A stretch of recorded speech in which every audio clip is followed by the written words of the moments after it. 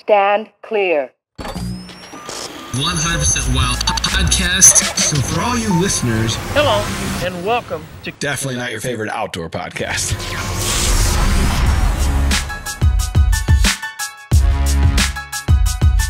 What's up, everybody? Welcome back to the Drury Outdoors 100% Wild Podcast. We are powered by DeerCast. You're Tim Chelsvik. I am, aren't I? Yeah. And you are Matt Drury. Hey, listen. I'm going to start teasing this. We started teasing deep tease. This is a real deep tease. We started talking about some new secret features in DeerCast that are going to launch. We started talking about last year. They didn't launch. But this year it is. Dramatic build. Yeah. So in June here, in the month of June, you're going to start talking. We're going to start talking about it a little bit more and a little bit more. But I'm excited. We are going to be launching some major new features in DeerCast. Still a deep tease. But yeah, we're going to start talking about it here in June and following up here in a few podcasts. I'm sure we'll have Mark and Terry in to discuss as well. So we're excited. Something that we've been beta testing for over a year now, and we finally got it to a place where we feel confident and what it brings to the table for the consumer. Yeah, the cool thing is that we were intentional about bringing this, kind of teasing this and unveiling it within our podcast audience, because we want to feel like you guys are the closest to us and to DeerCast. So we want to make sure that, we honor that and share these things first with the podcast crew. That's right. Who knows? So, maybe there's a special discount involved for the podcast crew. Alan's shaking his head no. No discounts. Alan's the sales guy. Poor, we keep cutting Alan's knees out from underneath him with these things. So we've also been teasing this guest for a while. It's a mystery guest. It's about to be unveiled. That's right. I'm really excited about this. So I grew up as a fisherman. In fact, fishing is my first love. I kind of came into hunting a little later in life. So we have, he's a 7-time BASS Angler of the Year, an FLW Angler of the Year. He has 4 Bassmaster Classic wins, 25 total BASS wins, 4 Major League Fishing wins. He's a member of the Bass Fishing Hall of Fame. And this is probably going to give it away. He is also the founder of the KVD Foundation. When you can have initials and everybody knows who your name is, or a Jordan, or this is the Jordan of fishing. We got big time Kevin VanDam. What's up, man? Man, it's good to be on this one with you guys. We appreciate it. I don't know if people realize your passion. Obviously, you're so well known on the fishing side, but your passion for all things outdoors. A gamekeeper. We were chatting the other day, and you were telling me about how long you've been food plotting and how long you've been a gamekeeper. I mean, really dating back before it was much of a thing or much of a mainstream thing. And we see big bucks on the wall back there, and I'm excited to talk to you as much about that side of it as I'm sure Tim is about the fishing side. So take us through a little bit about where that passion starts for you, all things outdoors. Well, I was lucky at a young age that my dad was an outdoorsman. I wouldn't say he was a hardcore hunter, but I mean, he hunted everything, during the season. He was deer hunted with a bunch of guys going up north to, one of those legendary, Drummond Island deer camps when he was younger, and he started me into it early. So, I just had a passion for it. Really, my whole family does. My brother owns a big sporting goods, marine dealership, gun archery shop here in Kalamazoo. And that's what I grew up around. I started working there when I was 11, but I've just always loved to hunt and fish. It's all I've ever wanted to do from a little kid. I would ride my bike, when I was 5 or 6 years old, knock on people's doors to ask them permission to fish their pond or go to the trout stream. And growing up here in southern Michigan, we've just got a lot of opportunities. There's a lot of different species, of fish and a real diversity to fish, but also to hunt. We used to have a lot of pheasants and grouse and things like that, and rabbits. Squirrels. I started bow hunting when I was 10 because that was the legal age here in Michigan. And, you couldn't hunt with a gun until you were 14. And, so I grew up around it, just always really loved it. And I had a best friend that was really pretty much the same. And we started in on it. Our first food plots, I think we started when we were 13 years old planting food plots. just trying to do something a little bit more to draw the deer, to have a better opportunity. We didn't know about scrapes and rubs and all that. There was no technology. I mean, the only thing you could get any hunting information from was magazines. And then there wasn't even great, just straight deer hunting magazines. It was Outdoor Life or Sports Afield. And that was about it. Nowadays, look at what technology and the internet and, podcasts and DeerCast. I mean, it's unbelievable now, the information that's out there. But, we started in on it pretty early, learned a lot, and, and I've been doing it ever since. I've got 2 boys that are now young men, and, I've been able to, it's been a great experience for me to go through that whole process with them, because, for a while with my friends, deer hunting got to be, I got to the point where we were so engaged in trophy hunting and the size of the deer and that it just made it no fun anymore. And so when I got my kids back into it, and just to see their passion where they just wanted to go out, and how kids are, they want to shoot everything that walks in front of you. They want to keep every fish.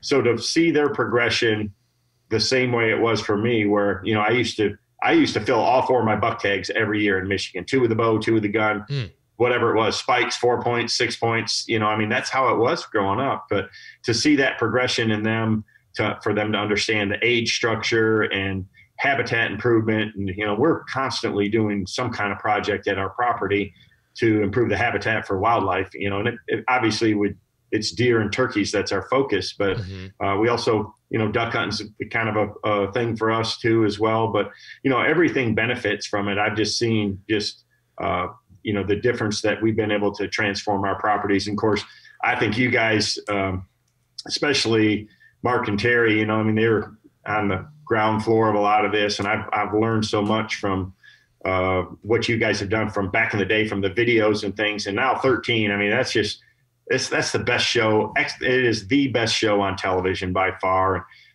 Obviously DeerCast is something that I live by, not just in deer season. It's something that, we think about all the time. I'm a 365 gamekeeper, hunter, fisherman, but I just don't have the time that I wish I could put into it, to give it it's frustrating. I know what it takes to do it like you guys do, and to be able to raise those giant deer. And I just get excited every year when I can't wait for the new shows, Yeah. I have a couple kind of follow-up questions to that. First of all, I'd like to know what type of deer, because you think of Michigan, I always think of like Michigan and PA kind of in the same, because you hear about the insane amount of hunter numbers that they have, and then kind of a lower quality of overall herd, just because kind of everything that moves get shot. That's what you always hear. And I've never hunted either, so I don't know. But, is that kind of a misnomer? Are you guys creating your own kind of paradise there? Well, it is. There is a lot of pressure, especially if you're hunting, state ground or in the northern part of the state. And it's just, we have a lot of deer. Our deer numbers are really too high, but I live in Southwest Michigan, and we have the opportunity for big deer. The problem is there's so many small tracts of land. Everybody that's got 10 acres has got a box blind on their land, or an acre, and it used to be you could bait here too. So with, CWD, the state, the DNR's changed that. So now if you want to put food out, you basically have to food plot. And to me, that's really helped things, because everybody that had a house sitting on an acre would put a pile of corn in their backyard, and some does would come, and every little yearling buck that walked in there was probably going to get toasted. So I have a fairly decent sized land for us, and again, I've got a hunting property just about 2 miles from my house. It's like 325 acres, and I have 100 acres at my house, and I'm one of the biggest landholders in the county.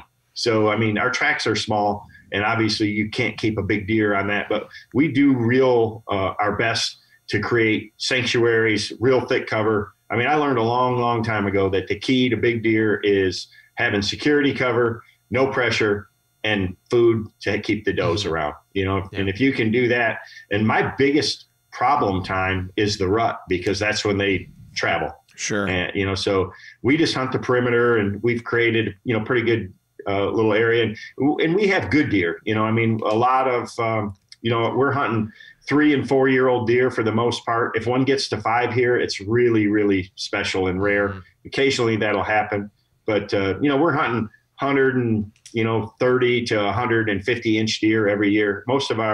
We're trying to hunt 4 year olds, but my boys are at that stage still where, like Jackson, I have twin boys, and he lives in Nashville. He actually works down there for Luke Bryan at E3 Chop House. Nice. He wants to be a chef. And so he got to come home and hunt 2 days this year is all, just because of his work schedule and job.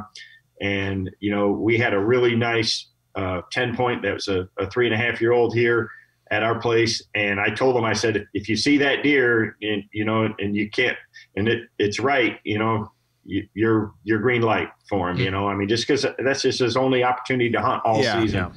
So, and fortunately on the second day, he got that opportunity, and, I was there to help him recover the deer. So it's really special time. So, and that's what I said about, you can't just put so much pressure on yourself, and the post-shot analysis can be brutal in a lot of hunting camps, and you just don't want to turn people away from it. So I learned that the hard way a long time ago. It took the fun out of it with a lot of my buddies and friends, and we've come full circle, and, mistakes are going to be made, and we try hard to do our best to raise these deer to get their full potential. But the reality of it is, here in Michigan, it's, if I was hunting for 6.5 year old deer, that's a unicorn. It just almost never happens. It happens if you're really bad at hunting that one deer for the first 4 years, right? Yeah, I've seen your accolades over the years, man. You had a pretty rough go of it.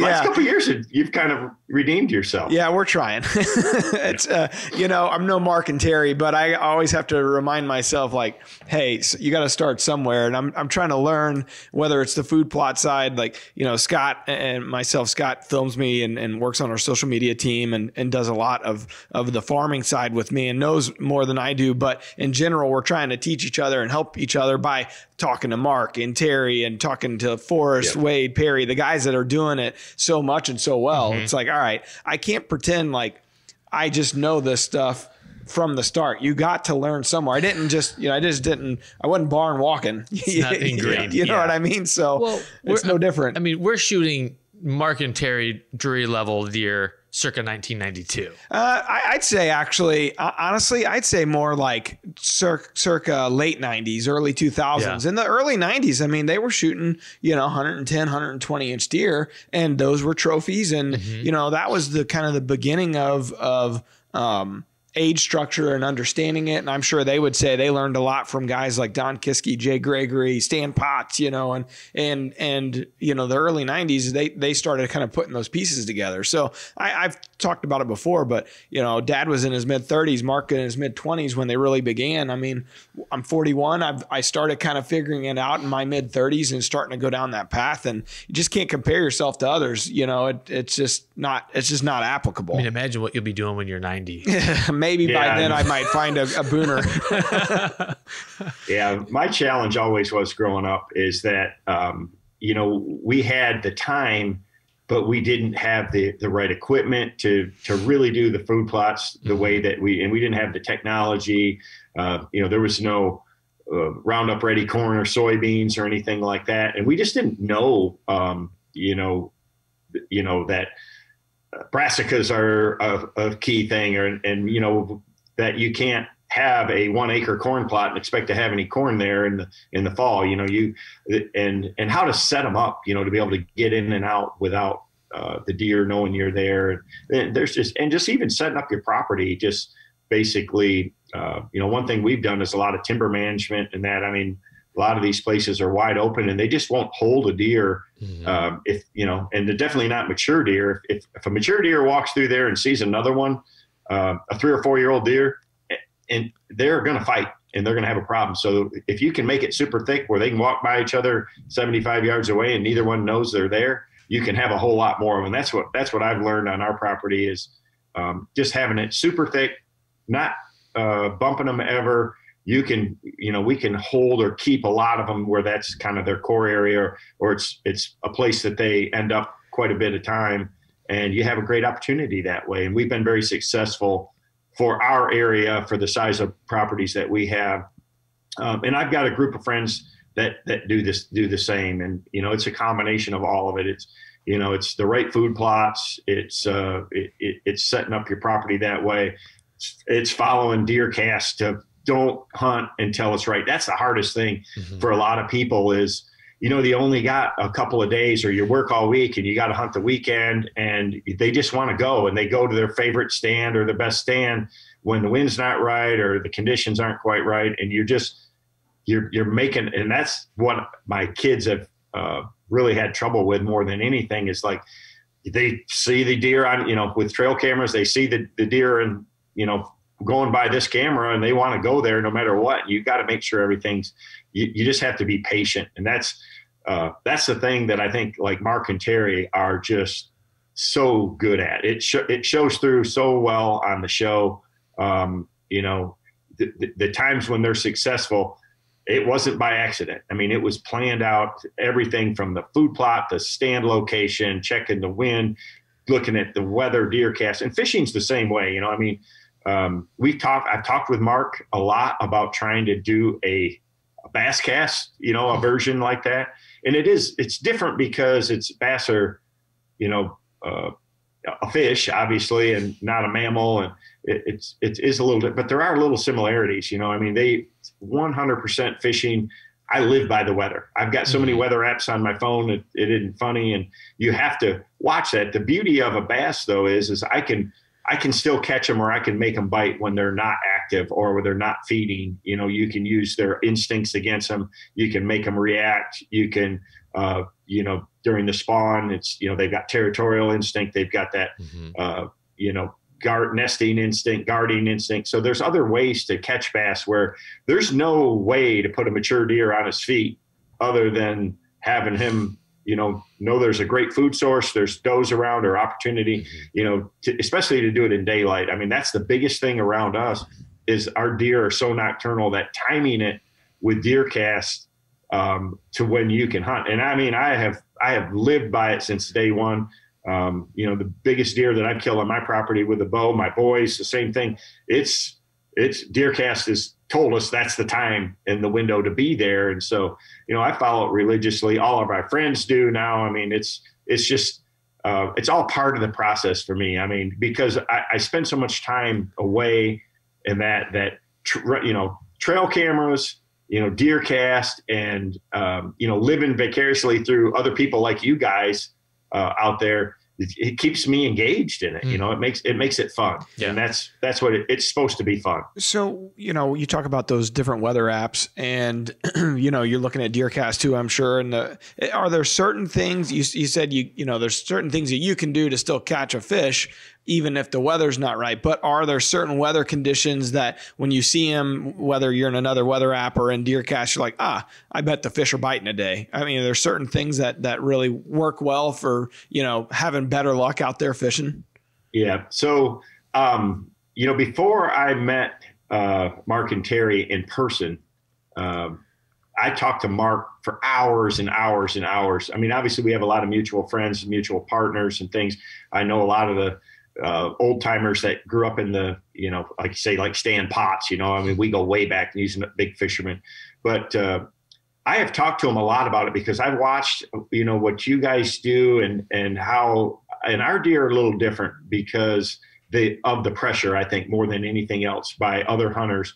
And that, man, it's all about some of these key weather fronts. You know, late season is a prime time for us, just like it is for you. If you've got a good food source, I mean, timing, the timing of a front when it comes in is everything. We've had some great hunts when you have a snowstorm hit. When DeerCast says, maybe the deer really aren't moving, but these deer know that, hey, man, it's this weather's coming, and a lot of times they'll try to get ahead of it a little bit. So that's one thing that's a little bit unique here because they're moving, but you got to just have it happen in daylight. So for him to get out of his bed 30 minutes earlier than normal and to show up in a food plot when it's still, you know, shooting time, that's been key. And we've, my son Nicholas has killed his two biggest deer we've killed off our property under those exact conditions. But do you see a correlation with the fishing side in that regard? Same regard, like Oh, no doubt. Okay, No so doubt. like, is it a certain level of pressure, barometric pressure, or is it just after a storm, or is it those types of things that also make fish kind of I don't know, a little more susceptible Oh yeah, to being caught? Yeah, their activity periods definitely improve around weather. Bass is a predator that, he's a low light feeder. So things that generate that. So early in the morning, late in the evening, wind is another thing that cuts down light penetration, especially, if you're fishing a clear water lake, like Table Rock or, some of these highland reservoirs, they 100% focus on that. The worst conditions are high bright skies and no wind, post frontal conditions, where in the deer world, a lot of times, that it's exactly the opposite. They hunker down during those storms and wind, where those fish, the bass get more active, in those conditions. They know they've got an advantage over their prey species. The wind can generate current, it creates opportunities for them. So like I say, there's a lot of similarities in the weather, but there's a lot of differences too, just because it's a different species. But sure. Without a doubt, 100%.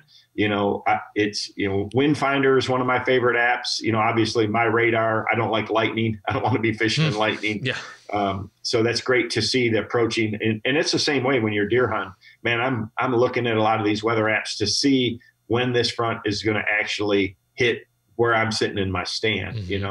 And time it out. So we do have so much better technology to help us plan when that is going to be. But DeerCast makes it easy. I mean, everybody that's listening to this podcast obviously understands and knows about DeerCast, priority has it. But if you don't have DeerCast, you're a fool. Yeah, Can we cut that and just use it as there an you ad go. this fall? I'm not even paying him, I swear. Kevin, it's pretty well established that once a deer hits a certain level of maturity, they're almost a different kind of animal than a doe or a younger buck. And I'm wondering if you found something similar with big bass. Do they relate to structure differently? Do they hold in different areas, off points and things differently than what a smaller bass? Absolutely. In places that have large populations of big fish, it's like say a Lake Fork or, some of these trophy lakes like Lake Okeechobee or whatever, no doubt. But normal lakes, especially lakes where I live here in Michigan, these smaller lakes like that percentage of the population of bass, like a big fish in Michigan is a 5-pounder, right? Mm-hmm. So a 5-pound largemouth or a 5-pound smallmouth, he is, 12 to 15 years old. He's been around for a long time. They act differently. They're not near as aggressive. They're not going to hang around with those smaller, younger, faster fish in groups.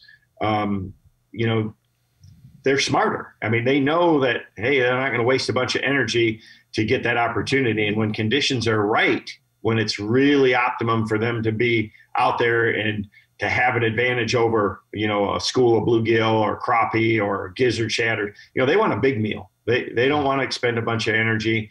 They don't move near as far. They like sanctuary. They like, secluded, heavy cover, or they'll be underneath a boat dock in the shade or under a mat or lily pads, or they'll be offshore off of a deep point, just, hovering around schools of bluegills, things like that. They are, no question, very different. And it makes them, hard to target because, again, they're less than 10% of the population. It's Sure. Probably 1% of the population in most of these lakes. Now, if you go, again, to some of the real special places, it's a little bit different, but they do change, and and you have to fish that, you have to learn that. So based on, whatever tournament format that I'm in, I have to think that way. If I'm fishing a 5-fish limit tournament, mm-hmm.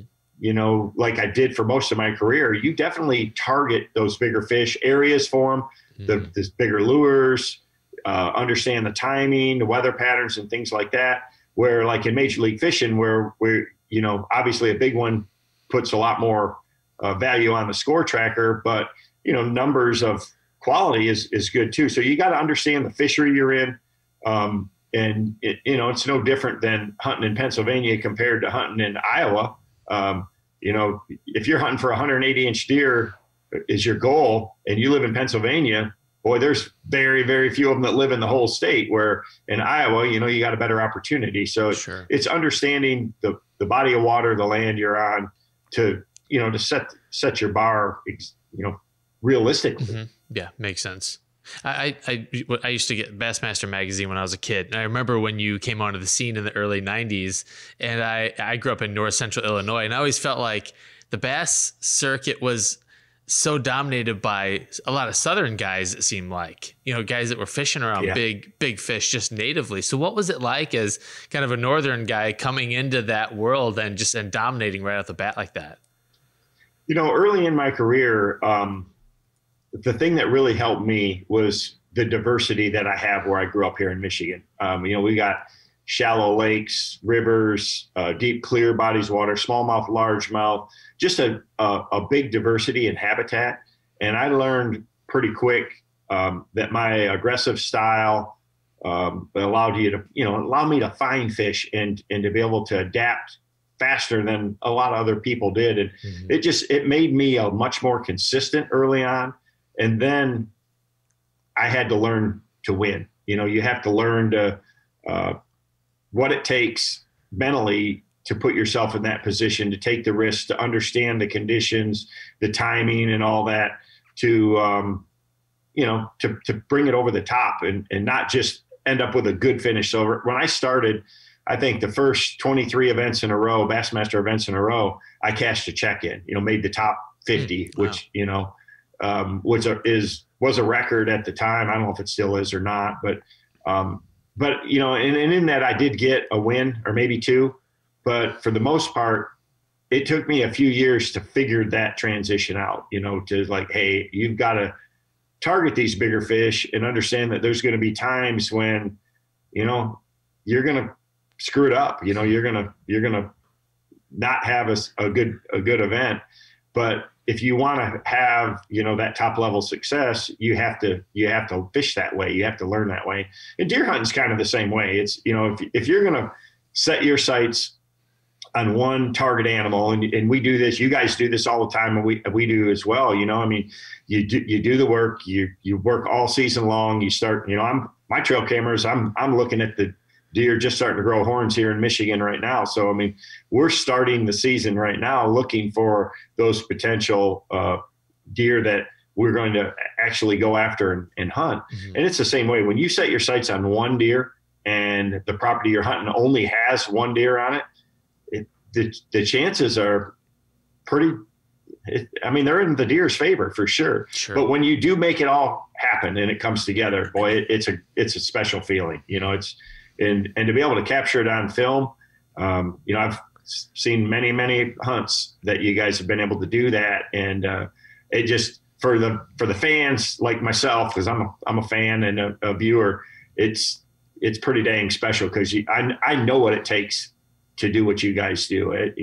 Filming fishing is way easier than filming deer hunting. I promise you that. There's just a lot more opportunities in that to make it happen. But I do love it. It's my passion, and I've always said, man, if I could make a living hunting deer, that'd be a lot more fun than fishing. But a lot of people like trade places with me too. I do feel super fortunate that I love what I get to do to make a living at. It seems like it would be, and kind of we're in the same parallel worlds. I think a lot of people hunt and they think that it's the same thing when you're hunting on TV, but really you're producing a hunt for television, and you are fishing, and a lot of people fish, but you are fishing for a living, and you're producing content, and you're trying to win a tournament. So that's totally different worlds. I imagine it's probably mentally exhausting just being out there thinking of all the inefficiencies and how can I get more time with the bait in the water. And how many days a year do you have to go out on the tournament trail? How many days are you out there versus at home? That's a grind. I travel a lot, and it varies from year to year. And I'm at the point, I've been fishing professionally for 31, I think this is my 32nd year as a full-time pro. And there's a lot of a lot of times it's, 275 days a year you're traveling. And so you imagine how hard it is to food plot when you're gone 250 days a year. And that's kind of, I'm 225 to 250 every year. From that standpoint, I'm going to tell you one big difference between competitive bass fishing and, it's something that has allowed me to, build the brand and the reputation that I have is we do have a measuring stick. It's the competition. And in the hunting world, it's not, basically, I don't care who you are in the hunting world. Everybody out there is trying to make it, but there's no real competitive measuring stick like the PGA Tour or football or basketball or, team sports are a little bit different, but individual sports.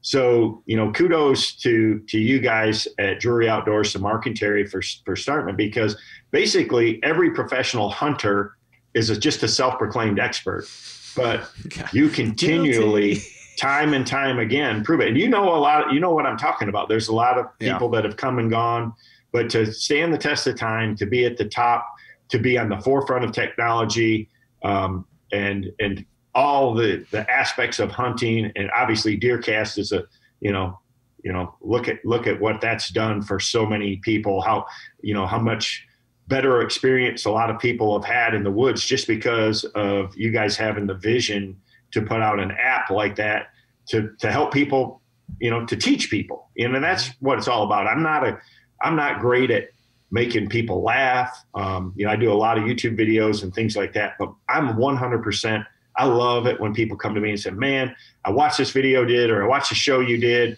I used that technique, or I used this bait, or I took my dad out, or I took my kid and caught his biggest fish, or he caught his first fish, or we had the best day we've ever had on the water. So to me, that is so gratifying to hear those stories of how I've helped people have a better experience, with their grandpa or their family or their friend out there. And it's the same, what you guys are doing for me. I get a limited amount of time to hunt and a little bit limited time to spend in the woods and do it. So I don't want to mess up. I want to know the best, what practices for food plotting, the way to set up these places. I don't have time to waste. I don't want to do it twice. So, that's what you guys do to me better than anybody in the business.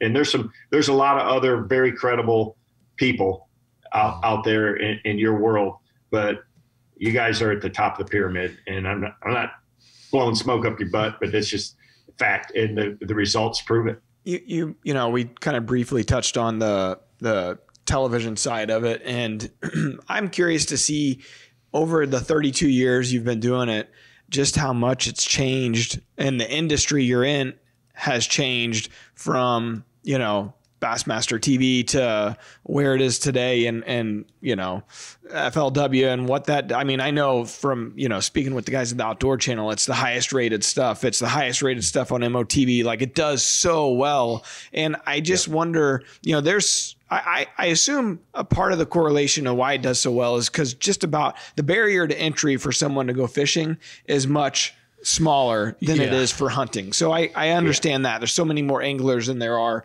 hunters or out, but in general, why do you think it fascinates people so much? Cause I've seen it when you guys are doing appearances at Bass Pro Shops, and like the lines, it's incredible. There's, and even the amount of people that go to those weigh-ins, and it's a spectacle. It is a spectacle. It just amazes me. And why do you, so what's the evolution that you've seen in those 30 plus years? And why do you think it is so popular and has stayed so popular for that long?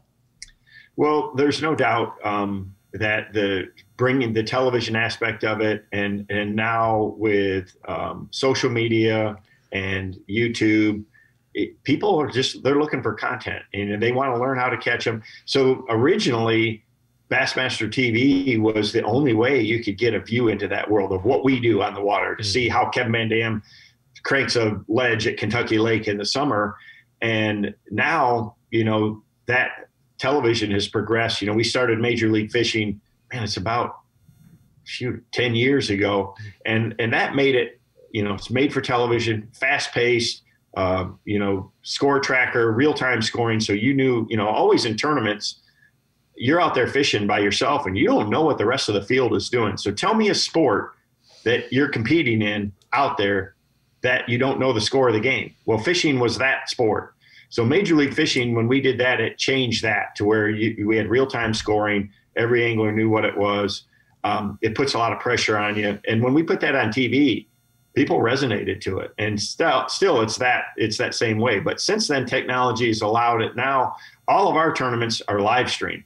So all the Bassmaster tournaments, all the Major League Fishing tournaments, every minute of every day is live streamed.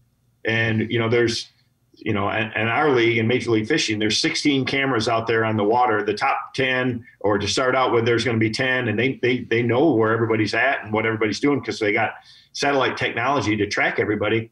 So they're moving them around. So they're following the action just like you would on a golf course. Like if you're watching the Masters, they're not, they got cameras everywhere, but they're not showing the guys that aren't making the cut. They're showing the guys that are at the top of the leaderboard. And that's what it's done. And so now with this live streaming, you get a look into it. You see how a guy's turning the handle of his reel. You see what he's doing to work a bait, his setup, and you're seeing the action. So it's not only is it entertaining, but it's very educational. And it's really just allowed the sport to grow. But it's the same in hunting.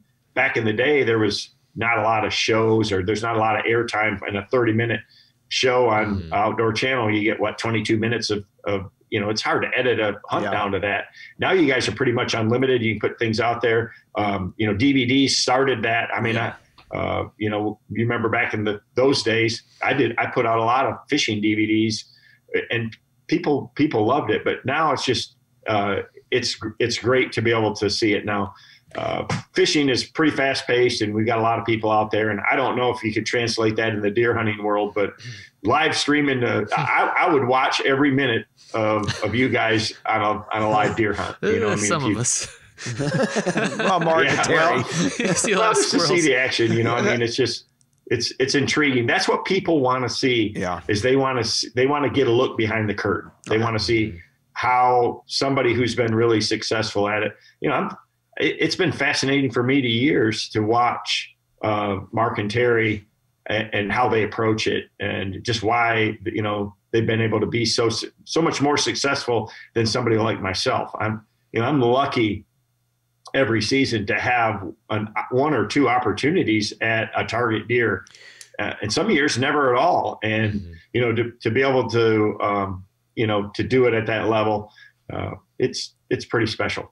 I misspoke there. I said FLW. I meant to say MLF. I have a follow-up question on the MLF side. So you talk about all those satellites and tracking you guys. I watched a clip on YouTube the other day with you, and you caught, this is years back. That's the cool part about the amount of content that's on the internet. I'm watching you from 1992, when Angler of the Year. Like, these things are awesome to go back and watch, and the tips and all that stuff. But I noticed there was a clip where you're reeling in this giant bass, and you say something like, "Hey, can you guys back up, please?" And the camera pans back, and there's boats all around you. Well, I guess because I just don't understand this world as well as the hunting side. But is everybody kind of fishing the same areas, and what's the competition if you're all kind of in the same areas? I know you're probably trying to find somewhere away from everybody, but if all these cameras are always on you, how do you actually get away, or how do you kind of find your own little spot? You know what I mean?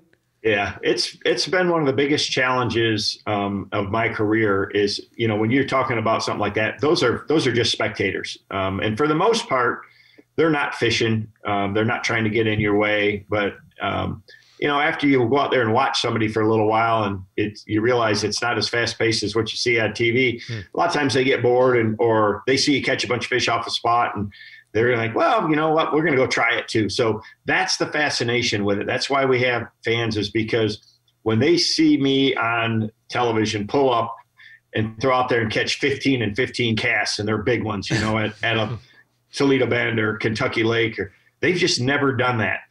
Everybody wants to live that moment. I want to live that moment when that 190-inch deer walks out in front of me at 25 yards, and I can stop him with my bow and have that chance. Same. That's the same in fishing. Yeah. and that's they haven't, and that's what they're aspiring to do. So in the past, the only way for them to feel like they could get that close look is to follow you around on the water. Or if they're watching a television show, they don't know exactly where they're at. So when you go to somebody's home lake, they can't help it but go out there and just see what you're doing, where you're at. That, and a lot of them, that's what they're there to do. They're there to steal your spots, to find the spots that we found. And technology's changed it for us too. I mean, we have so much better mapping, electronics, side imaging, down imaging, Mega 360. We can we're seeing everything around the boat. So it helps us break down a huge lake much faster. Sure. Without a doubt. I mean, it's that's my DeerCast, so to speak. Sure. It's my knowledge base in my head with my electronics. I go out there and we get 2.5 days to practice or 2 days to practice, and I've got to go and put a game plan together for a 4-day competition, for it. And it's like scouting, for deer. You put out trail cameras and you're, walking the land and you're learning the terrain, and you look at topo maps, and it's no different. If you're going to plan for a Western hunt, if you do your research, you're going to probably have a much better chance to find a big mule deer, or to, kill an elk or whatever whatever it is. Fishing is the same. I mean, there's no shortcut for hard work. There's no shortcut for knowledge. And there's no shortcut for making the right decisions at the right time. Everybody in our sport has all this technology. They've got the best equipment. We've got the latest in boats. They've got all the lures. They've got the knowledge. They've got the background. In the end, what separates the top elite guys is what's in your head and the decisions you make during that competition day. And it's no different than hunting in that same way. I mean, I got to hunt this past week with Chris Paradise and Fred Zink turkey hunting at my place. And I'm not an expert turkey hunter, but these guys have a ton of experience at calling and just understanding. What I do know is the terrain, and it's amazing they know exactly what to do when. And that's what it is in fishing, is the same way. And in deer hunting, it's the same way. But having all those tools at your disposal gives you the opportunity, just just having DeerCast to know when those key windows are to be there, and all the weather apps to set yourself up for success. Take us through those 2 days of practice, that game plan, as much as you want to divulge there, but I'm fascinated with that. And it's, you're like a manager or a head coach there. You're creating, your game plan, because everybody has the same equipment, but what separates the great from, anybody that's on the tour is probably great, but what's separating you and greatness from great? Does that make sense? Like, what's the game planning to make sure that you're going to succeed, on the same lake that everybody else can put a game plan together on? Yeah. So the biggest thing for us is, like I've got a tournament coming up at Watts Bar this coming week, and it's in Tennessee. It's a Tennessee River Lake. I know the basic water type. I've really never fished there. I've been on it just one time, but not really in a tournament or anything. I got to just kind of ride it in the last fall, just to see it, knowing I had a tournament coming up. So it's all about the seasonal pattern. So what you guys do with 13 to break down these 13 phases, it's the same thing that I have to do. So I've got to understand the seasonal pattern, the type of body of water. I look definitely the weather. I look at the long-term conditions leading up to the, what's been happening there. You can get on the internet and even do more research, like, look at fishing sites or things like that. I try not to do that. I don't want to get any preconceived notions. I just want lake levels. I'll figure the water temperature out there. I know the general season just based on the calendar year. Just like deer hunting, the weather is a big factor, but I can tell you the biggest thing that changes fishing in the seasons is length of day. The spawn, people say, well, what time do the bass, or what's the key spawning temperature for bass? There's no key spawning temperature. It's the time of the year. And if the water temperature is within 10 degrees of that zone, they're going to do it. And in full moon, it's another huge effect on them. The moon has a big effect. So it's all these factors. There's so many variables that you have to put in.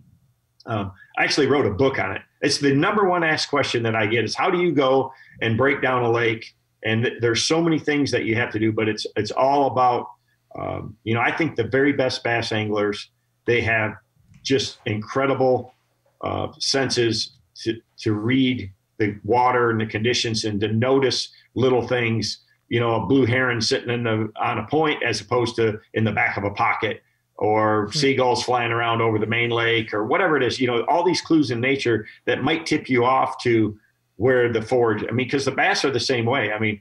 Their food plot's always moving is the problem. It's some certain times of the year, it's crayfish, it could be gizzard shad, threadfin, bluegill, whatever it is. So it's understanding the food source, the type of water, the habitat type, does the lake have grass? Is it rock? Is it timber?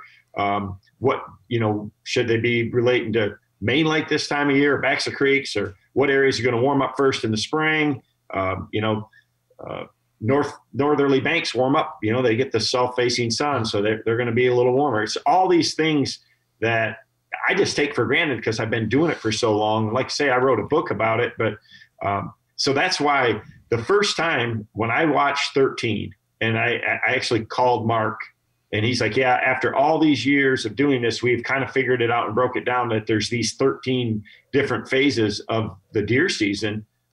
It was mind-boggling to me. And I'm a pretty knowledgeable guy. I've been hunting a long time. I've been doing all these things, but to micro break it down into all these different phases of the exact pre-rut even, it just, it blew me away. But that's what we have to do in fishing all the time too. And that's why the top pros are continually successful. We don't have many days we get skunked, or we have, many days I may miss it, and we get extreme weather changes and things. Like right now I'm watching this huge rain event go across the middle of the country. And so following these lake levels and looking at the water clarity, it can change by the minute drastically out on the water. I think even more so than it does in the woods. The beauty of deer hunting for you guys is you can kind of pick your time. You can pick the day that, obviously we all have families and things like that, but you can look at DeerCast, you can watch the weather, and you can kind of and they're pretty, weather forecasters are much better today than they've ever been. So you get a window, but when the tournament days are, Wednesday through Tuesday of, this week in June or whatever it is what it is. We're locked in no matter how bad the weather is. If it snows, rains, storms, whatever, I have to perform. I have to catch them. I got to make it happen no matter what. And that's one of the real challenges with it. Because as you know, Mother Nature's, she's tough. She's in control. She always wins. Yeah. Before we get to our question of the day, we got Nolan from Minnesota who's got a question for you, Kevin. I'm curious. I've always wondered on the tournament trail. I know the stakes are high, but you guys, so many of you know each other. I'm sure you got a lot of friends on the trail. Do you guys ever pull pranks on each other, or is it just like, is everyone too focused to even consider that? No, it is a brotherhood for sure.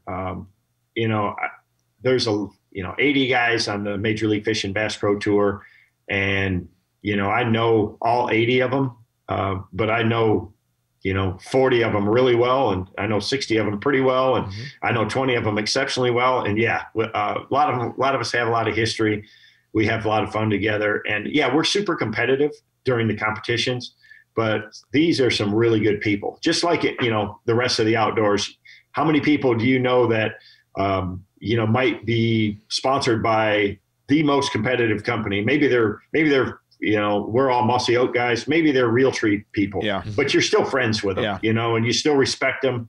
And if they're on the side of the road with a flat tire, you're going to stop and help them. And that's the way that really the vast, vast majority of the guys on tour are. Is they're just really, really good, solid people. We've talked a little bit about your beginnings, and can you touch on Ray Scott a little bit and what he meant to the sport? And he's the father of modern bass fishing. He passed away recently. Can you just touch on maybe a favorite story or moment that you've had with him? Yeah, I've had a lot. When I came up in the early 90s, I started fishing actually in the late 80s, started fishing a few pro tournaments. Obviously, I mean, there's nobody like him. I mean, he was a true showman. You know, I mean, he's the ringmaster, you know, the hat, his attitude, just, you know, larger in life personality. And so when I started fishing and started having success, I mean, it was, like you say, mostly Southern dominated, guys from Texas or, you know, Florida or, you know, the definitely Mid-South area, and a lot of older guys. So to have a young person come in from a different region, talks a little bit different, does things a little bit differently, and Ray was smart enough to know that, hey, this is good for BASS. This is good for the sport. And, you know, we became friends pretty early on. You know, one of the first things that I did in the early 90s is Ray asked me he did a charity event for his church in Pensacola, Alabama, which is Nowheresville, just south of Montgomery, where President George W. Bush became a friend of his, was an outdoorsman, and he put this special tournament on to raise money to help to build a new church down there. So he invited me. He called it the Eagles of Angling, some of the top anglers out there, got a lot of the industry together. So I actually got drawn to fish with George W. there. Oh, geez. I met both Bushes, you know, through Ray. You know, I've seen him do a lot of crazy things. You know, I've got to stayed at his house. I've fished his private lake multiple times. I've seen him ride into the Bassmaster Classic on an elephant. You know, he just would do whatever it takes. And he just really worked hard in that era to put the anglers, you know, out there in the best place. He would do whatever it could to get media there, to draw attention to it. So the sport really grew and changed, but he was a huge part of it. To have the forethought to know that, man, conservation is key, and that we shouldn't be killing these fish. Because early on they put them all on the stringer, you know, to implement catch and release, to really do the research on, you know, weigh-ins and, you know, live well system and boats, and that to really just say, hey, look, this is something that we all love and enjoy. And legally I can go out there and catch and keep 5 bass a day in most states. You know, back then the limits were even higher.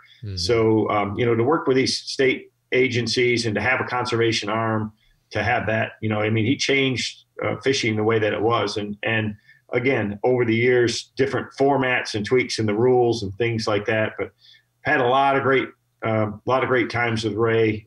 None of us, the whole bass fishing industry, the whole tournament organizations industry, none of it would ever happen without his vision. So, you know, his health hasn't been very good, and really in the last year, especially, I got to see him. The last time I actually saw him, I went and took him to breakfast 2 years ago. You know, it's just, he's still the same guy, telling stories and, you know, just boisterous, outgoing Ray. He's definitely one of a kind, and we all going to miss him for a long time. We, you know, owe everything to him for sure. You think of guys like him or Johnny Morris, they're visionaries, you know, and it's not just the business side that they were visionaries on. Like you said, the conservation side. I mean, nobody does more, you know, Johnny certainly, and right. Showman, you know, I think about Johnny, and, you know, we were with you there in Springfield, Missouri, a month or two back. And it was the 50th anniversary, and it was the World's Fishing Fair. I mean, it was just unbelievable what all they had there. And guys like Ray and Johnny are just few and far between.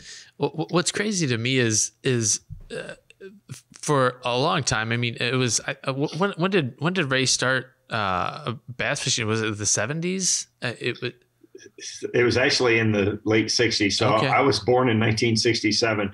And that was the year they had their very first tournament at Beaver Lake, Arkansas, the first BASS tournament ever. And so that it was actually him and Bob Cobb had this vision. So Bob is still alive. He was the original producer of Bassmasters TV. I see him every year at the Bass Fishing Hall of Fame, which is in the Wonders of Wildlife Museum down there in Springfield, Missouri. So if you ever get to Springfield, Missouri, you have to stop by the Bass Pro Store there and go through the Wonders of Wildlife Museum. It's just my favorite part of it is obviously the whitetail deer display there in the room. He's got Johnny has the greatest collection of all the different trophy whitetail deer from all over the country and Canada and that there. But that whole museum, the aquarium, and then obviously the International IGFA Hall of Fame, the Professional Bass Fishing Hall of Fame, all that's housed right there. It's pretty dang special. You say, visionary, and Johnny, I've known him a long time, and he's an amazing individual. But what a difference between him and Ray Scott. Ray is outgoing, promoter, boisterous. Johnny is quiet, reserved, doesn't, he's not out there tooting his own horn and trying to say, hey, look at me. But what he's done for conservation, obviously everybody calls him the modern day Teddy Roosevelt. And there's no question about that, but I've lived it. I've seen so much of the things that he's done, and to have that vision for the outdoors, to give back the way he does, to get kids involved in it for the future, to invest in. He's one of the very few people. Most of our industry companies and people, they're focused on building their business and really not worried. They're not investing in the future or thinking about, hey, they're not building more lakes, or what is the, hunting.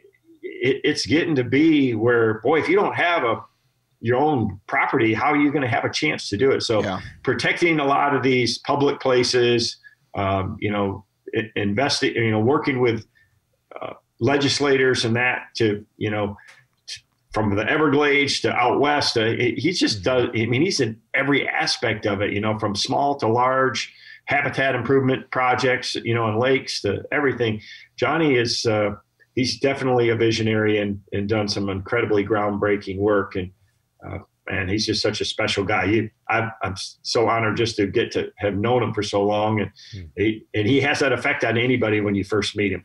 Yeah, it's almost like you're in the presence of royalty, somewhat. It's our celebrity status, not by his doing or by what he wants, but when you're around him, you're just like, holy cow, the big deal.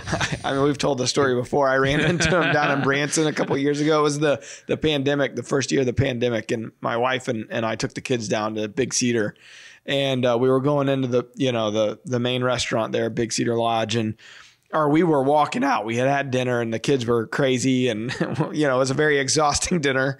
And we're walking out, and at the door, here's Johnny Morse, and he opens the door for us. And he was coming in with his wife, and I just froze. It was the first time I'd ever met him in person. I was like, and I stuck my hand out. Of course, everybody's wearing masks, and it was May, 2 months after, and he's just like, ugh. I'm like, oh, I'm so sorry.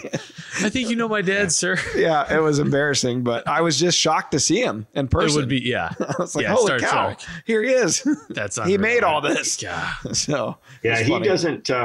He doesn't. I've had the pleasure of knowing him for 35 years, I'd say now, 35, maybe even longer. And he just doesn't think like normal people. He doesn't do normal things. He looks at things differently. Absolute true genius. He is the definition of a genius. And it shows in everything that he puts his hand on and he leaves his mark on. And humble as it gets. The most humble person you'll ever meet. Yeah. You'd never know that he's done all the things and he's created all that he has and that he's given back the way that he has if you just met him. And like I say, he'll hold the door for you at his own, restaurant. You see him there all the time. Yeah. Yeah. Well, let's jump into this question of the day real quick. Yeah. We got something a little special here. We got a question of the day. We've got a real wild clip, and we've got a photo that we'd like to show Kevin also, but we'll show the photo after the real wild clip because it's kind of related. All right, we'll jump right into it here. Question of the day is probably brought to you by HHA Sports, the leader in single pin sights. Hey, Matt, Tim, Kevin. My name is Nolan from Minnesota, and my question for Kevin would be, what is your favorite thing about competitive fishing? I don't think Nolan is from Minnesota. He didn't say Minnesota. He was close. Yeah. Yeah, I heard a little bit of it in there. I heard it. what I love about competitive fishing is that aspect. It's the competition. It's going out there on any given day and trying to pit yourself against the best guys on the planet at figuring out, what this little green fish is doing at any given moment, and to do it better and faster than everybody else. That's what I've always loved about the tournaments. It's not the trophies or the prize money or accolades or anything at all. I just love figuring out what it takes. I mean, my favorite part of bass fishing is figuring out what it takes to trick them on any given day. And actually catching them is not as exciting as to me as figuring out the puzzle, is putting it together, and to being able to do it, like you say, at a more rapid pace, so that when you are in one of those competitions where you can light the score tracker up and just, put a whooping on the field. And I've been on both sides many a times. In our sport, in competitive bass fishing, you're going to lose a lot more than you're ever going to win. But, and I've fished, I don't remember how many, 28 Bassmasters Classics, and I've only won 4. So 4 for 28 is not pretty good. But in that world, it's as good as it's ever been done. So it just goes to show you how competitive it is, how tough it is to compete on that level. And that's the thrill that I get out of it. It's angling, like hunting, is one of those pastimes where it probably makes sense to not trash talk, because catch up to you. Just the next day you can be humbled very exactly. quickly. It's going to bite you. Yeah. Well, Nolan, thank you for the question. Nolan will get a DeerCast hat. I got a follow-up question here. Boy. Aaron Bennett, he's a longtime Dreary Outdoors team member. He's a good friend of mine. This guy doesn't get starstruck. He's every time I put a picture of you and the crew that we had dinner with in Springfield, back when we were together in March, and he was like, "Is that Kevin VanDam?" He's like just obsessed. He fishes Lake of the Ozarks all the time and does tournaments and stuff. And he said, he texted me, he goes, "You gotta have VanDam on." I said, "Yeah, we're getting ready to film it tomorrow." He goes, "You gotta ask him if he ever has to relieve himself while he's on the water, and how he handles it with people watching him fish, cameras, etc." And I just kind of gave him the faceplant emoji, and he goes, "This is a serious question. You should definitely ask him that. I'm freaking serious, dude. I've wondered that for a long time." He types like he talks. Yeah. So hey, this is what the people want to know, apparently. It's tricky, especially when you got a big entourage. Some of the tournaments, if you're the leader on the last day, you may have, I've had 100 boats following me before. And pressure. So what I do is I'll tell my camera guy and everything like that. I'm like, "Listen, guys, we're gonna kind of surprise these people, not let them know that we're gonna make a move, and I'm gonna, have everything. I'll just get everything ready to go, my rod strapped down and everything, other than the one I'm fishing with, and be ready." And I said, "Get your life jacket on, get back there, get ready to go. We won't give them any inclination that we're gonna leave." And just out of the blue, when I finally set to go, I just jerk the trolling motor up, throw the rod down, jump in the seat, haul to the next spot as fast as you can, and do your business. And then when you're finishing, they're just starting to pull up. You kind of catch them off guard. No so they're pressure. Not ready. We just pumped the bilge, y'all. You guys are just pulling up. We don't have a porta potty on the boat. Oh, that's tough. Well, there you go, Bennett. Your questions have been answered. Sponsored by Aaron Bennett. Okay, so we're gonna hop into the real wild clip of the week. Kevin, we know you spend a lot of time on the water, so it'll be interesting to see you respond to this here. All right, so on the real wild clip, it's this one's actually you have it here for us, big dog. Okay, so we have a buck swimming across the Mississippi River here, and this is kind of like a little channel there in the Mississippi. It was on a piece of property that Terry and I had owned. And one morning, Scott, my camera guy, was out there hunting, and he hears something jump into the water, and he looks over, and here comes this buck swimming across the Mississippi River. It's a nice little buck too. Yeah. And he's kind of angling downstream, so he's not fighting the current. Smart.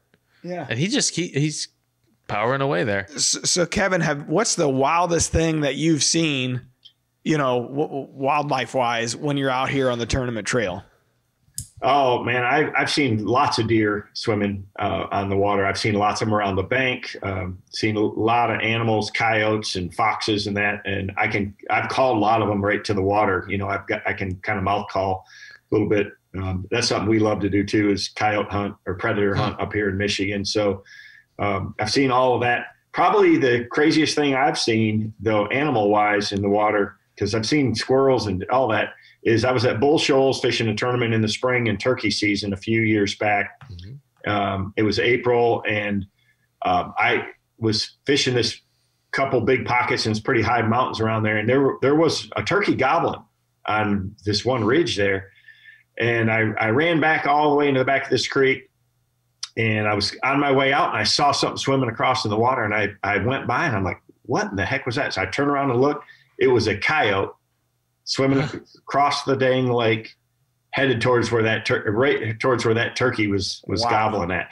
So I circled around and saw, and coyotes can swim and pretty dang fast. It was, but I've never seen, anything like that before. And I'm sure, because I marked that ridge exactly. He was headed right towards that, and it is, for him to do it by land, he would have had to go 5 miles. Sure. So he just swam was probably 400 yards across. Jeez. There. It's pretty. It's not like it's a little ways. It was 400 yards across there. He was hungry. It was turkey season. Yeah, I'd say so. But you know how they are. I'm amazed at how they home in on turkeys. I know a lot of people say that turkeys don't gobble anymore because of the coyote numbers in their area, but thankfully we got a lot of coyotes. We work on them pretty heavy during the winter, but our turkeys still gobble pretty good here in Michigan. Good. Yeah, you guys had a hell of a week last week with Paradise and Fred. Yeah, it's we definitely, that's been one of the benefits to our, what we do is, and our land management is, it's really been helpful for turkeys. And it's something that we think about in our food plotting a little bit, and also provide them good nesting cover. And we do a lot of predator control, a lot of nest predator, raccoons, possums, and skunks. And we've just started really doing that part of it in the last 4 or 5 years, and it's just paid off. And those guys they're blown away by the number of birds that we have. And then also, man, the crop of jakes we have. So next year looks really good too. Sweet. Awesome. Sweet. Well, we got one more thing to show you here. It's weird. So on that same river property that we don't have it anymore, but on that same river property, the first couple of years we owned it, it flooded. We'd plant the food plots in the summer, and it would flood right after I planted. And so I had this food plot carved out, and it flooded, but it flooded so quickly that I couldn't get in there to get my trail camera out, my Reconyx camera. So we captured, once the water finally went down, I went in and looked at the camera and what all I captured on it. And I had, ducks going by, and I had, everything you can imagine on my food plot except for deer. Actually, I had deer even wading through the water. But the best picture I caught was this one we're about to show you here. Can you see that, Kevin? It's a fish jumping out of the water right next to my tree koi. That's an Asian, isn't that? It looks like a silver. Yeah. Yeah. Yeah. He it jumped out right where my food plot is. he's right in the middle of it. He's within bow range because that's my tree koi. How about those trigger speeds on those Reconyx cameras? The trigger. And this is a series of like 3 pictures. We just picked the best one here, but it's probably the craziest picture I've ever seen. Just crazy. Yeah, I've got some cool pictures this turkey season on some of my cameras of what turkeys are doing, and then what I love is the videos. You get this, so you can really kind of see what they're doing there on it. But yeah, catching a crow in midair or an owl in midair, it's amazing. The technology in trail cameras these days for sure. So, yeah, no doubt. But yeah, that's what you need is about 1,000 of those Asian carp in your food plot after it goes back down just for fertilizer. Yeah. You know what the price of fertilizer is these days. Yeah, no kidding. Unreal. Make the food plots grow. Well, we have a few just odds and ends thing we're going to be doing here. I'm sure you're a busy guy, so if you need to jump off, feel free. If not, we're probably got another 10 minutes or so that we got here on the show. So here's your chance now to get out, and we won't hold it against you. Yeah, I've got a meeting. I've got to catch up with a guy working on some electronic stuff to get ready for this next event. So I'm probably going to have to bump out. So no problem. Be able to meet him on time. But sure, man, it's been a pleasure. I'd like to do it again a little later in the year, maybe, towards deer season a little bit. You don't have to tell us twice. Invited, officially invited. Well, it's an honor to be on the podcast with you guys. I love what you do. Follow it closely, and I'm super excited to hear these new features, new insider deals for DeerCast. So you definitely have to keep me in the loop on what's coming. We'll probably get you in on the beta here, because we still got probably a good month or so of the beta testing, and it's in final tweak stage. So we'll get you pulled into that. So it's we really appreciate you coming on, spending the time with us. It's been a pleasure, and just look forward to seeing what you do the rest of the season here. You bet, man. Appreciate it, guys. All right, thanks, Kevin. Have a good one, Kevin. You bet. It's cool. Just trying my hardest not to fangirl.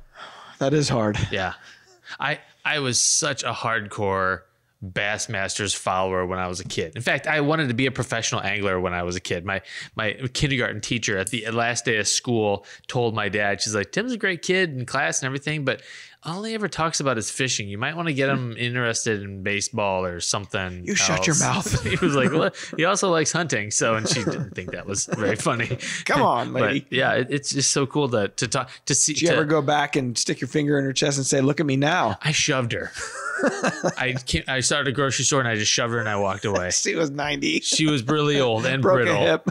She could. It's possible. Tim, I don't know. You're just a jerk. Mrs. Kaufman was a sweet lady, but she did not understand me. No, not many do. Speaking of being misunderstood, it's time for that wildlife word. All righty. Brought to you by Cold Steel, professional blades for real hunters, and us. Woo-wee.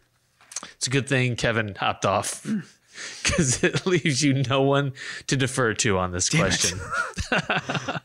In largemouth bass, the olfactory rosette allows them to A, detect UV light, B, express remorse, which is an important trait to have, C, dream, or D, smell. Okay, so You gonna text Kevin? Hypothetically. all right, what I would say is olfactory makes me think of sense of smell, honestly. Okay. Appreciate your honesty. But I don't know if a fish can smell. I have no idea. I know they do smell. They have an odor to them, correct, sir? This is how I test. You're reasoning through.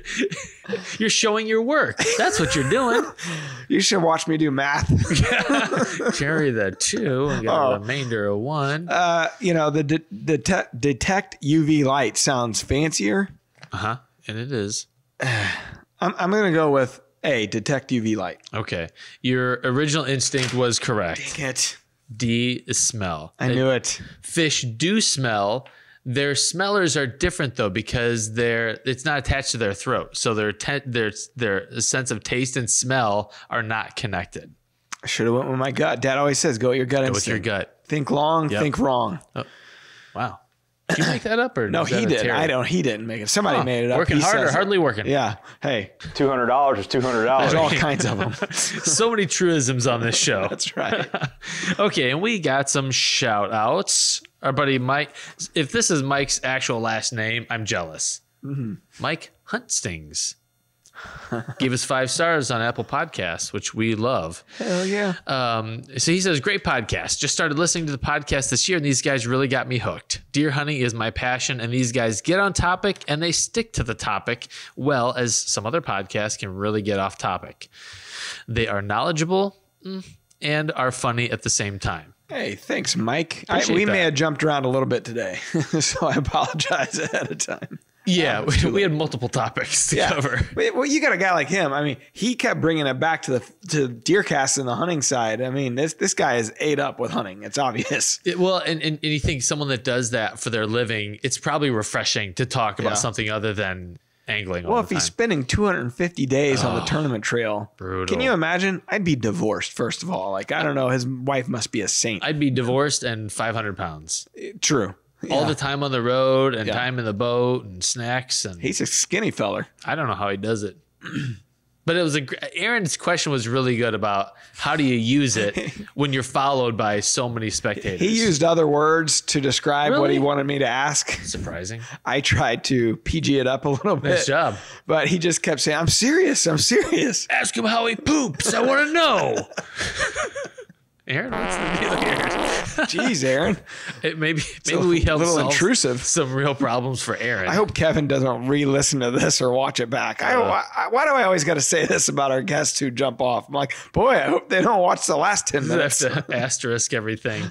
It's a good thing we switched the format around so that all this stuff happens at the end. We can debrief a little bit. Yeah. Yeah. I like it this way. I like the new format. 100%. Wild. We should use that for a name for our show. I do sometimes wonder about the name of our show. Why? We're wild and crazy guys. Well, it's true. Each of us 50%. It doesn't necessarily. It's hard to know that it's a hunting show when people see it. Well, you know what? It's a hunting show, but it is more than that. I mean, realistically, we're shooting the breeze as much as we're talking about hunting. Where the soundboard has become its own character. It's a co-host. It's a co-host. Yeah, that's right. Unpaid. Yeah. Well, join the club. Nobody getting paid on this podcast. We get paid in notoriety. Yeah, little, very little. Again, nobody's getting paid. Well, let's make some of our new Rack Pack members famous. All right. If you don't know what the Rack Pack is, if you're living under a rock, or if you're still listening for some odd reason, go over to the Facebook and type into the search bar 100% Wild Rack Pack, and this will pop up. It's a private Facebook group that we have for our fellow listeners of this here show. Answer the membership questions. Yeah. Tim put some crazy membership questions out there to see if you're really a listener or if you're a bot. We got some like Mwambe Tumba from the Ivory Coast trying to join in, and they don't answer anything. Hope you're not insulting a major fan here. One of the questions was, what's your favorite part about the podcast? And they said, yes. That's like how I answer these wildlife words. E? I'm going to float around this. All right. So every week, Tim picks out some names and I read them out. And every week he throws in a fake name. So we have Justin Steins, Moose West. And then I look at Tim if I think it's fake, and I look at him smirk, and I wonder. I mean, Moose West is a really cool name. He's a cool guy. Moose West. Then I got to read it a couple different times to see if I'm change the emphasis. Quandale Dingle. So you threw me off the trail. Are there two fake names, or Moose West is real? Well, I'll share once we hit the end of this. Okay. Quandale Dingle, Chris Vogler, Joe Orff, Robbie. Oh. I'm sorry, Robbie. Fultney Weiss. You say his name. Fultnewitz. Ah, dang it. It's like reading Chelswick. Denny Gearink, Ryan Chelswick. Oh, there is a Chelswick. Yeah. Who the hell? Is that your brother? No. That's my cousin. Danny. Oh, it's your cousin. It's my little big cousin from Morris, Illinois. In fact, so I went through and I took my own advice because I always say like, hey, you invited your own friends. And so I invited my friends and family. So we had an influx of friends. So Moose is friends a cousin of mine. Moose FOT. That's right. It's a small but proud group. This is all of them. Moose West was growing up. He was a bow hunter for years, and he was a beast of a man. He is. And this guy has killed so many. He's one of those guys that kind of flies below the radar. Like not very many people know how many big deer this guy's killed because he just didn't brag about it. He just went out. We should have him on the podcast. Let everybody know about it. We're gonna ruin your blow the lid off this thing, this secret. And then Robbie Fultnewitz, my uncle. Denny Gearink is an outdoor writer. He wrote a book called, I read it. It was like Hunting Bear in a book. I read a book. He wrote it. I read it. He was the author, I believe. He made a living guiding bear hunts over in Siberia. It'd be awesome if he made a living guiding bear. Right this way, sir. The salmon are over here. They happen to be running today. Come on, boys. He was mauled 13 times. The bear did not no arms appreciate or it. legs. Lieutenant Dan got new legs. No legs. Yeah, so he's I think it was like In the Land of the Bear was the name of the book. Nice. Some crazy stories about just going over to Russia. Back then it was the Soviet Union. Yeah. He was getting during the Soviet Union. It was during Glasnost, and they were trying to bring in Americans to show like, hey, Russians aren't bad, and here's the Soviet Union, and some crazy So you know stories. this guy personally? I don't know him personally. I've read his book. He's friends with Ray I, so I know him through Ray. And, I see. But yeah, just Tinder. well. He's not a FOT. No, he's a He's just a AOT. The fake name Quandale. not to be confused with AOC. Yeah, I don't know that there's any crossover there. Okay.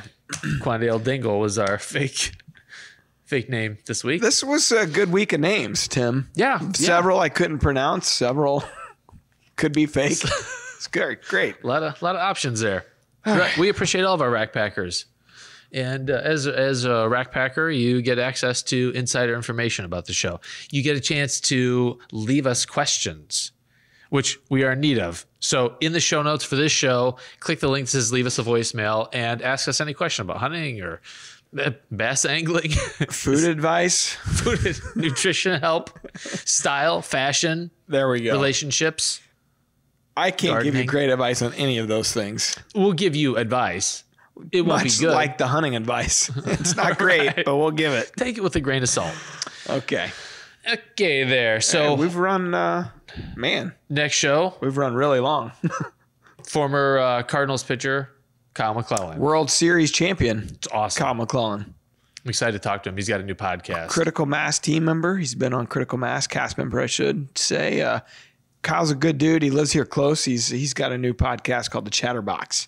It's the official podcast for the Cardinals. So he's going to run circles around us as far as hosting goes. I don't know about that. He called me for advice. Oh, He would never admit that. well, maybe we'll have to ask him about that on No, camera. we don't have to ask. All right. We appreciate everyone tuning in this week. I hope you enjoyed this episode and all these episodes. Appreciate the feedback. And until next time, peace out.